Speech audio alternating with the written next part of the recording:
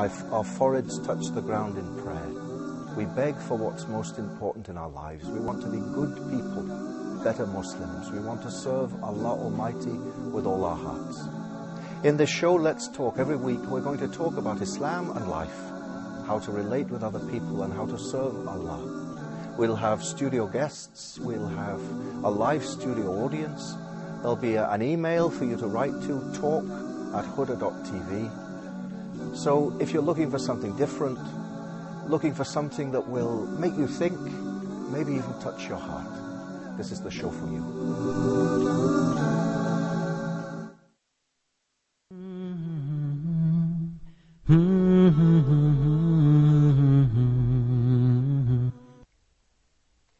Assalamu alaikum wa rahmatullah, and welcome back. Again, the Prophet ﷺ was born on a Monday morning.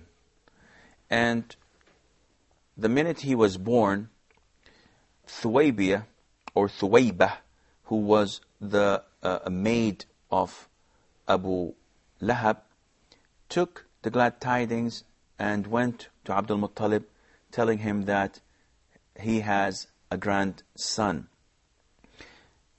Abdul Muttalib was very happy to hear this, because he loved Abdullah, his son who passed away. And he felt so kind to this orphan, his grandson, that he was so happy with him.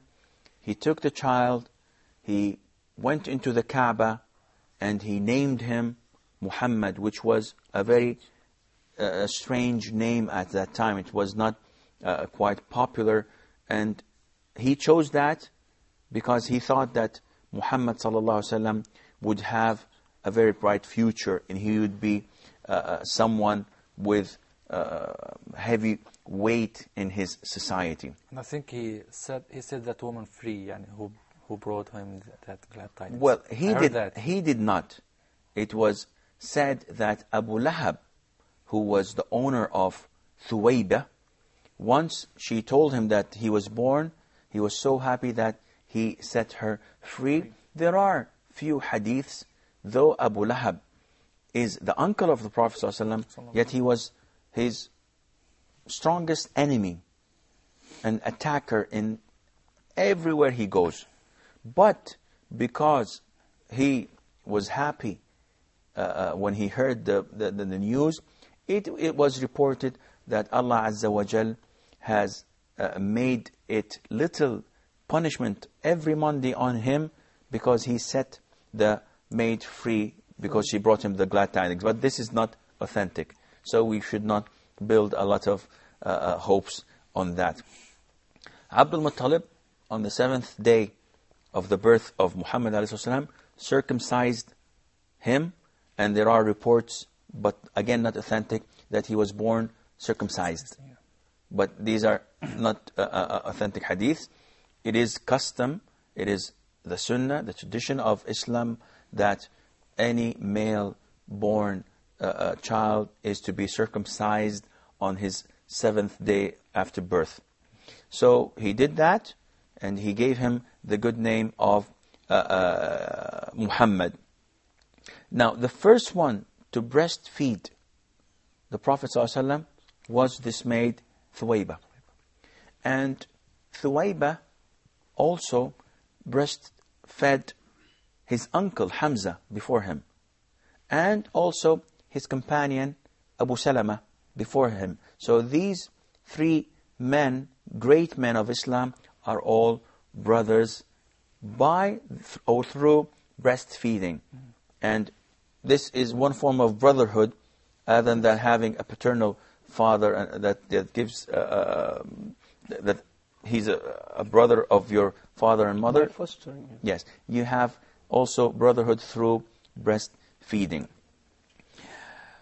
After a while, it was the custom of Arabs to send their children, their infants, for breastfeeding in the countryside, because they thought that, or the custom was, the idea was that breastfeeding children at the countryside makes their bodies healthier and stronger, And also it gives them fluency in the language, in Arabic. Because the people at the countryside speak proper Arabic. Not like the people in the city where you have non-Arabs coming in or different dialects and languages mixing with your own. You mean eloquence? In? Eloquence in speaking is... I didn't understand that. Eloquence or being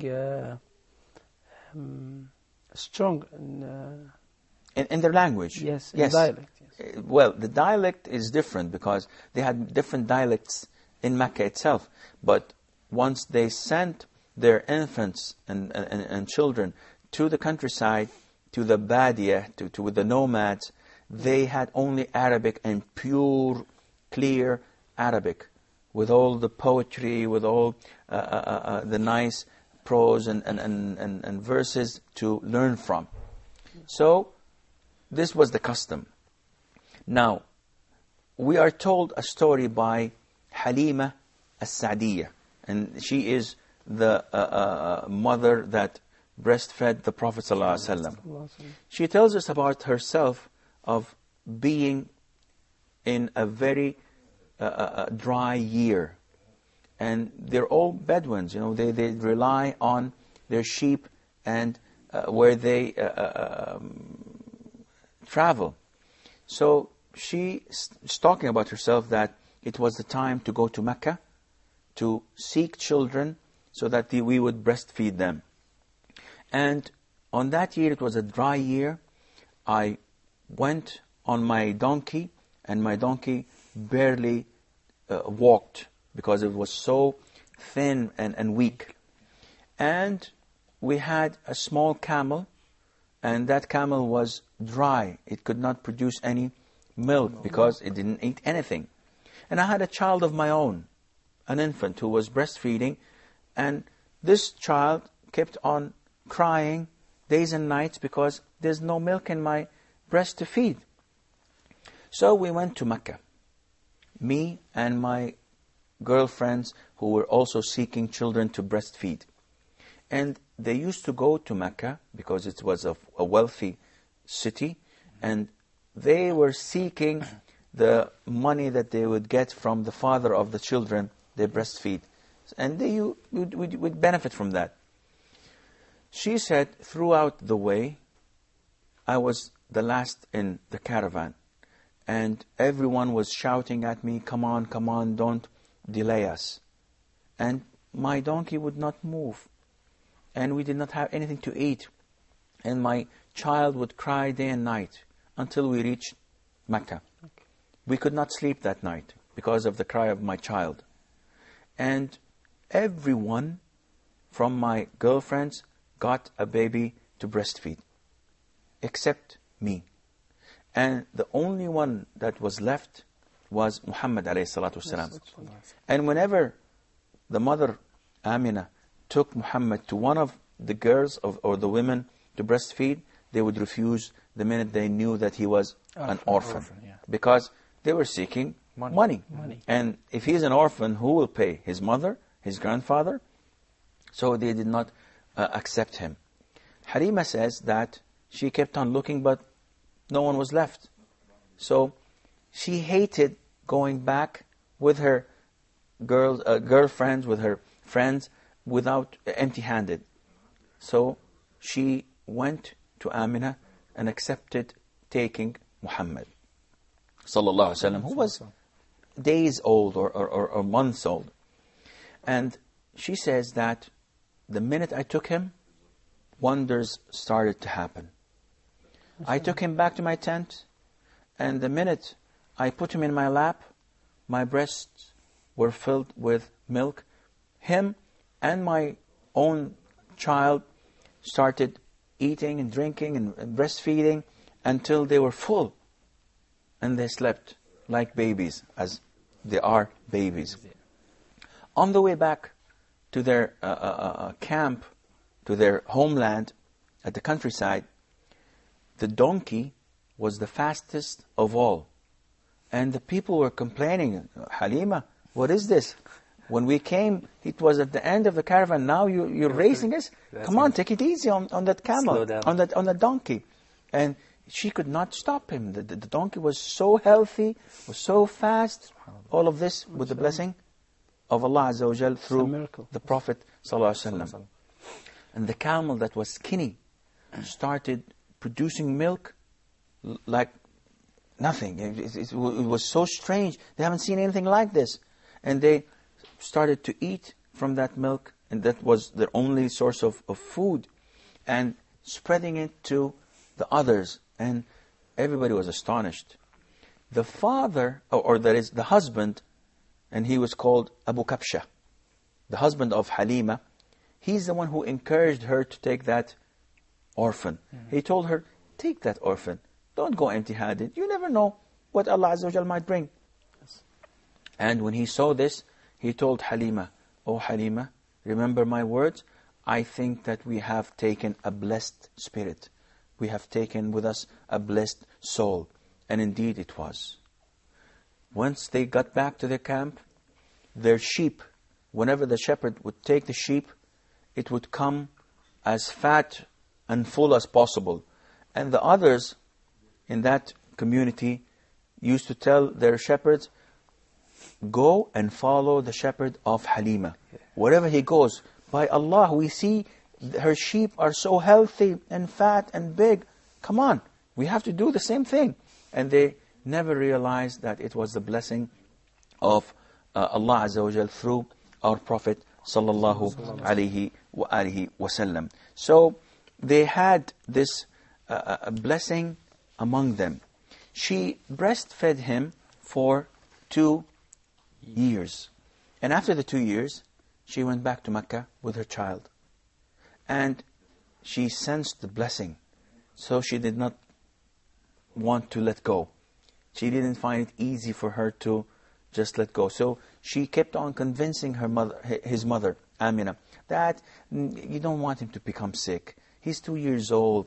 Mecca is filled with pollution. They didn't have any cars, of course. They didn't have any airplanes. Another but kind of pollution. Yes, it's a different type of pollution. Still, with all the fires, with all the buildings, it was not as pure or clean air as it was in the countryside, in the Bedouin and the no man's land. So she convinced the mother, and the mother agreed that Muhammad ﷺ, though he was her only child, though she loved him greatly, and it was, they didn't have any phones or means of communication so that she could see him. It was 2 full years, and she could not see or talk to her child, but she wanted all the best for him. Though she was caring and loving mother, but she wanted all the best for him. Muhammad ﷺ went back with Halima to spend 2 or 3 more years in the countryside or in the desert, if you wish, so that he would learn more and become a healthier person. Inshallah Azza wa Jal, we will continue to talk about this when we meet next time. Until then, fi amanillah, wassalamu alaikum wa rahmatullahi wa barakatuh.